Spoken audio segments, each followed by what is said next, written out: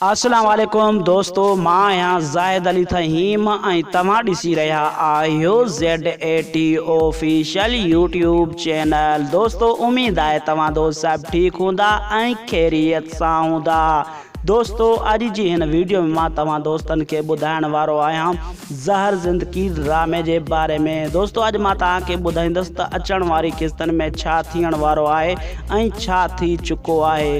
दोस्तों वीडियो शुरू करण खां पहिरियां तव्हां दोस्तनि खे हिकु नंढड़ी गुज़ारिश आहे, जे अगरि तव्हां अञा ताईं मुंहिंजी वीडियो खे लाइक नाहे कयो त मुंहिंजी वीडियो खे लाइक कयो, कॉमेंट कयो ऐं जे अगरि तव्हां मुंहिंजे यूट्यूब चैनल ते पहिरियों दफ़ो आया आहियो त मुंहिंजे यूट्यूब चैनल खे सब्सक्राइब कयो।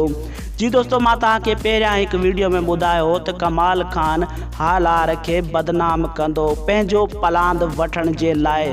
दोस्तों तव्हां ॾिठो त कमाल खान जेको आहे त कलसूम जे ज़रिए हालार खे बदनाम कयो आहे।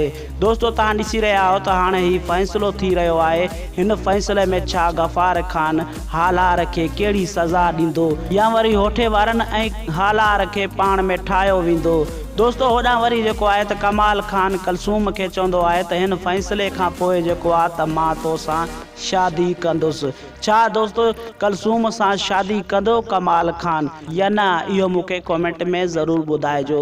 दोस्तों होॾां वरी जेको आहे त रबन जो रिश्तो मीरा सां थी वियो आहे। दोस्तों तमामु जल्द अचण वारी किस्तनि में रबन ऐं मीरा जी शादी थींदी।